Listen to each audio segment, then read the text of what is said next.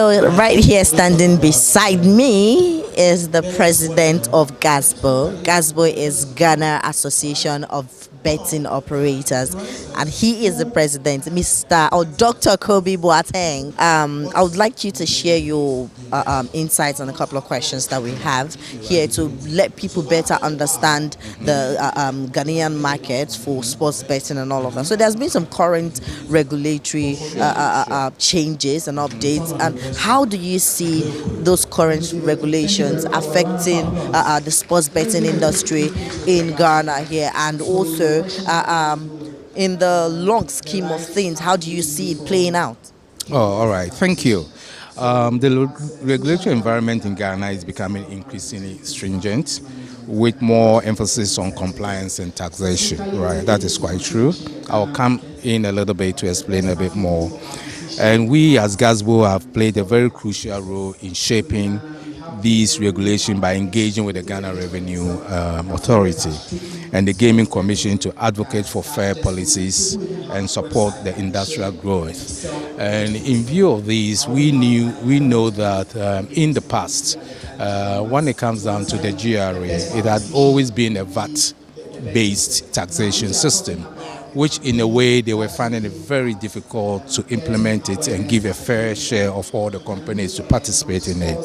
So then they came out with the a gaming tax, which, to be honest, Gazbo plays a crucial 90% role in coming out with that kind of, in terms of the mathematics and arriving at the real this thing. And in fairness, we've come out to implement it, right?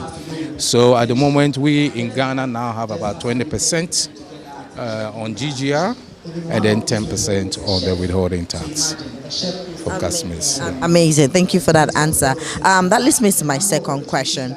We all know there is no sector without its challenges.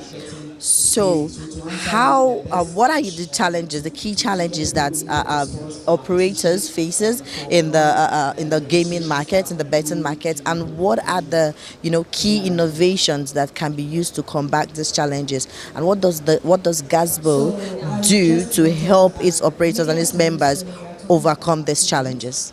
All right, very nice question. Yes, operators face challenges such as navigating through these complex tax issues, because in terms of even the having agreed on the 20% tax and all those kind of things, operators setting up their systems to be able to come out with these things to develop has always been a challenge for us. And with evolving legal frameworks and dealing with competitive pressures in a rapidly expanding market, right? Gazbo support its members by providing guidance on compliance. Like in this whole thing, we were so much involved in terms of the compliance so that there's fairness amongst all operators, right? Advocating for reasonable tax policies and facilitating industry collaborations in addressing the challenges that we are all facing, right?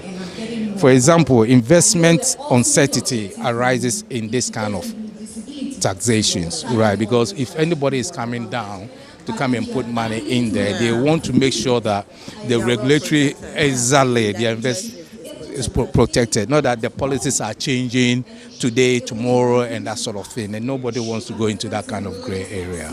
Right. Okay. All right. Thank you. My last question. How has the market been, the progression of the market in this part of the African country, and what more do you see operators doing to bring in, more investors and investment and people come into this market? Like it's a budding market, it's a rapidly growing market and evolving market. So what are those key things that should be put in place for people to come in to explore this market more? Oh, okay. Thank you. Gazbo, as an association, is advocating for standardization of tax policies and to ensure fairness and predictability for operators, right? The association is pushing for streamlining licensing processes and also the introduction of clear, consistent guidelines for compliance. right? And Gazbo is also promoting responsible gambling initiatives and working to enhance the industry's reputation for long-term sustainability and growth. So in this respect, we always organize workshops, right? And so far this year, we had one about 3 months ago, and we are having one in the Ashanti region part of Ghana. And when we have all these things, we make sure that we have various stakeholders and definitely involved with that, so that the gaming commission, the financial services, the aggregators, and everyone in there. And we also involve the community, because at the end of the day, we cannot exist without them. Right, so we make sure that we also listen to their concerns, and whatever it is, we help in addressing these things. Right, so in all, we are creating the facility and an environment where investors can come in here confidently, knowing that we have a proper system in place. And we can also be proud of us that in the whole of West Africa and East Africa, this is the only country that have a very strong, robust association. And we are hoping that our counterparts can always come in and they'll be welcoming. And in fact, we intend to do that with organizations like what we have there. And the next one that we have, I think on the ticket will also be welcoming associations, how we form it, how they can work together with the gaming authorities and various institutions to make sure that we all have an atmosphere which is better for everybody. Thank you so much. This has been really educating and very insightful. I hope whomever is watching and wants to come into the Ghana market knows that it is the right time and the good time to do that. Thank you so much for talking to us, Dr. I Boateng. also want to say that anytime any investor or anyone interested in the market wants to come to Ghana, apart from the Gaming Commission, that is the regulatory, but they can also contact us directly, because we have a lot of information, we have a lot of research done on the market, and we can provide them with it. Right. Thank you so much. Thank you so much for talking to us, Dr. Kobby. Do have a lovely time. And you too.